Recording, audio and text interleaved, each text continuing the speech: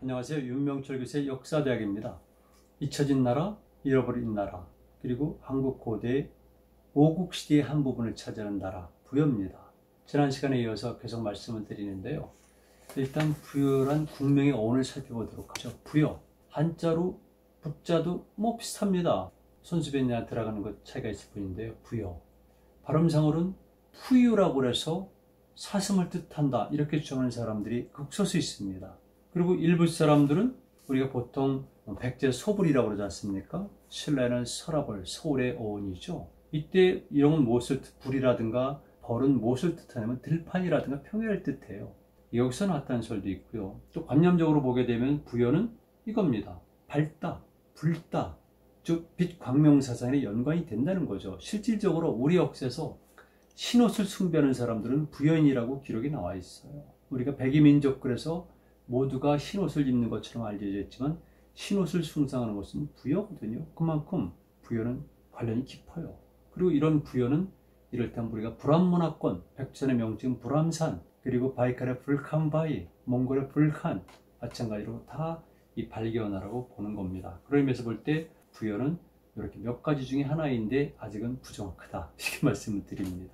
부여인들은 어떤 종족일까 그랬을 경우에 당연히 그들은 우리의 직계의 조상이 될 수가 있죠. 우리가 부여 정통론을 내세우는 겁니다. 고구려도 부여 정통론, 백제도 부여 정통론 내세워서 남부여라고 부르거든요. 그만큼 부여는 우리가 직계로 되어 있기 때문에 특별한 언급이 필요 없을 것 같습니다. 그런데 지난 시간에 잠깐 언급했습니다만 부여를 통해 가지고 우리 민족 고대사의 성격과 범주를 다시 규정할 수가 있는데요. 언어의 문제입니다. 언제부턴가 우리는 흔히 말하는 선비족 계통, 거란 계통, 그리고 퉁구스어죠. 고구려 때 말갈, 그리고 이제 여진이죠. 이런 계통은 우리와 전혀 무관한 것으로 보고 있고 조선의 정리학자들은 오랑캐라고 멸시했거든요. 그런데 사례를 놓고 보면 그렇지 않습니다. 역사적 상황을 놓고 보더라도 우리랑 굉장히 긴밀한 관계가 있어서요. 저는 우리를 중액 종족 그리고 그들을 반계 종족이라는 용어로 구분하고 있습니다. 그런데 이렇게 부여는 부여의 후예, 북부의 후예인 둥망루국이 세워졌는데 그들에 관한 기록을 통해서 부여어, 그 다음에 선비계통인 시리어, 선비어죠. 그리고 거란계통의 언어가 동일하다는 것이 기록에 나와 있어요. 그렇다면 우리는 말 그대로 이 만주에 있었던 선비계통, 그 다음에 거란계통, 그리고 일부의 이런 말갈 투쿠스 계통이죠. 그리고 고구려로부터 쭉 남쪽으로 연결되는 이들이 하나의 언어권이라는 걸 알 수가 있어요. 그래서 우리는 적어도 고대사에 관한 기존의 시각을 탈피해서 사실뿐만 아니라 좀 더 넓게 그리고 고대사에 걸맞는 체제라는 면에서 역사를 볼 필요가 있습니다. 그래서 저는 부여의 언어 문화를 얘기했고요. 그렇다면 부여는 어떤 역사를 이루었을까? 부여란 역사 참 고난의 역사입니다. 물론 고구려도 고난의 역사고요. 백제도 고난의 역사인데 부여는 좀 유독 심한 것 같아요. 초기에 등장할 때도 부여는 별로 긍정적이지 못한 상태로 등장을 했습니다. 이를테면 예군 남녀가 자기 백성들을 거느리고 안에 투항을 해서 청해군이 설치가 되거든요. 285년에는 선비족의 침공을 받아요. 제가 조금 전에 선비족, 거란족, 부여는 같은 언어계통이라고 말씀드렸잖아요. 그러나 그것과 종족은 별개이기 때문에 늘 그렇듯이 인접한 집단 간에는 갈등과 투쟁, 전쟁이 벌어지는 겁니다. 285년도에 선비족들이 가장 공격하기 만만한 것이 부여예요. 고구려는 어렵지 않습니까? 고구려도 공격하지만. 그래서 285년도에 선비족이 부여를 공격해서 왕이 자살합니다. 그리고 1만 명이 포로로 잡혀가요. 기가 막힌 일이죠. 그래서 약화가 되고 때로는 고구려 보호도 받는데 346년에는 다시 선비족의 공격을 받아서 모용씨 집단이죠. 임공을 비롯해서 5만 명이 포로로 끌려가게 되는 겁니다. 기가 막히죠. 제가 그래서 말씀드렸듯이 이렇게 부여가 여러 개의 명칭을 가진 이유는 그들의 정치가 안정되지 못했고 거기에 따라서 지역이 이동하기 때문에 이런 다양한 명칭들이 나타나는 겁니다. 그리고 이제 결과적으로 마지막 494년도에 완벽하게 고구려에게 복속되면서 역사에서 사라진다고 보는 거죠. 그러나 그럼에도 불구하고 둥망루로 계속 존재했으니까 왕은 아니겠습니다. 그래서 이런 고난의 역사를 가진 것이 바로 부여인데, 자 이제 부여의 영토를 한번 살펴보도록 할까요? 자 이를테면 어딘가의 북부여, 어딘가의 제1동부여, 그리고 고구려에는 홀본부여, 남부여, 동부여, 그 다음에 두망루, 그 다음에 나머지 이렇게 보는데 우리가 흔히 말하는 핵심에 해당하는 거겠죠. 부여. 초기에는 북부였지만 동부의 일반이라고 보면 되겠습니다. 이들은 과연 어디였을까? 기록이 이렇게 나옵니다. 삼국지 위지 동의전에 보면은 고구려도 있지만은 부여도 있거든요. 부여에 보게 되면 그들의 위치를 보게 되면 여러 가지 정황을 놓고 볼 때 바로 이쪽으로 보여주는 겁니다. 여기는 지금 송문평이라고 그러는데요. 기본적으로 길림 장춘 이북으로 가면서 초원이 나타나고 현재 여러분들이 보는 부여, 그 다음에 농안이죠. 대안, 이런 지역은 완벽한 초원지대예요. 제가 95년도에는 이 지역에서 말 3마리를 사가지고 이렇게 고구려 주몽의 남진 루트를 쭉 타고 내려온 적이 있거든요.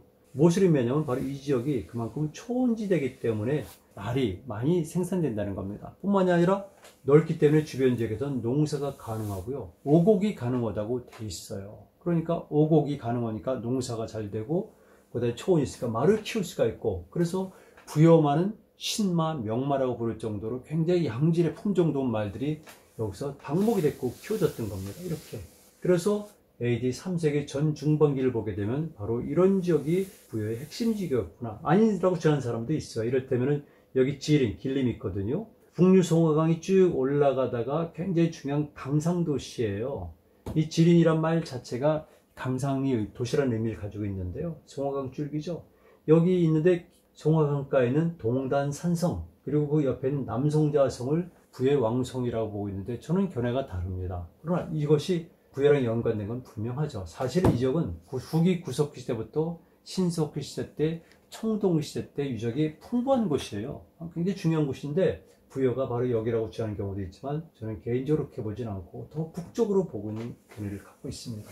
부여는 바로 전성기 때 바로 이런 지역에서 이렇게 농업과 축과 그리고 사냥을 주로 하는 산업이 발달했기 때문에 경제적으로 풍요했던 겁니다. 여기 말도 중요하지만요, 사냥을 했다고 말씀드렸잖아요. 이 주변 지역이 여러분들이 지금 보는 것처럼 이렇게 흥활령입니다. 대흥활령, 소흥활령. 이 지역은 전부 다 꽉 찬 밀림지대이기 때문에 여기는 동물들이 굉장히 많아서 부여의 특산물들을 보게 되면 다양한 동물들이 있고 동물들의 모피가 중요한 산업 물품이에요. 그래서 이런 것들을 수출하기도 하는 겁니다. 자, 그래서 부여는 이렇게 강한 나라였지만 결과적으로 역사에서 사라졌고요. 그 대신에 홀본부여인 고구려를 비롯해서 많은 나라들이 부여 정통론을 내세웠고, 심지어 고구려와 백제간에는 누가 더 부여의 정통론을 갖고 있는 걸 가지고 다투는 일까지 벌어진 겁니다. 고구려는 끝까지 망할 때까지 추모의 어머니인 유화 부인을 부여신이란 이름하에 꼭 신으로 모셨고요. 사당에서 신으로 모셨습니다. 그리고 이런 것들은 역시 백제에게도 전승이 된다는 것이죠. 자, 이제 제가 강의를 마무리해야 되는데요. 우리 역사는 그동안 삼국시대 중심으로 보았다. 그리고 한반도 중심으로 봤고, 고구려를 속더라도 역시 이렇게 길리 이남의 지역만 생각했는데 길림 장춘 이북은 전혀 다른 자연환경이 펼쳐지기 때문에 우리 역사는 이런 자연환경 속에서 살펴야 되는 것이고요. 이런 자연환경 속에서 일어났던 수많은 정독도 우리가 직접 또는 간접으로 영향을 갖고 있고 맺고 있고, 특히 부여 같은 경우는 고구려, 백제 등등의 어떤 모국가 모체제로서 바로 이런 지역, 현재 이런 지역을 중심으로 해서 발전했기 때문에 우리는 우리 문화의 성격도 또 다른 관점에서 볼 수가 있습니다. 마지막으로 부여오는 바로 대흥활령과 이렇게 소흥활령에서 있었던 선배계통, 그리고 이렇게 동몽골에서 내몽골로 쭉 가는 거란계통과 언어가 통한다는 것이 부여의 나중에 부흥국이죠. 두망을 통해서 증명할 수가 있거든요. 그래서 우리는 이렇게 하나의 언어 공동체, 그리고 말가를 포함해서 생활 공동체를 이루고 있었다. 그렇다면 고대 시대의 우리 민족의 역사활동 모델은 흔히 말하는 한반도뿐만이 아니라 남만주 일대뿐만 아니라 이런 지역까지도 연관이 있다고 말씀을 드리겠습니다. 간단히 말씀드리죠. 직접 지배, 간접 지배, 그리고 영향권, 이렇게 세 개의 시스템이 합쳐진 것이 저는 우리 민족 고대사의 활동 영역이라고 봅니다. 이렇게 잊혀진 나라, 잃어버린 나라, 그리고 의미 있는 나라, 부의 역사, 문화, 그리고 언어와 종족에 관해서 배웠습니다.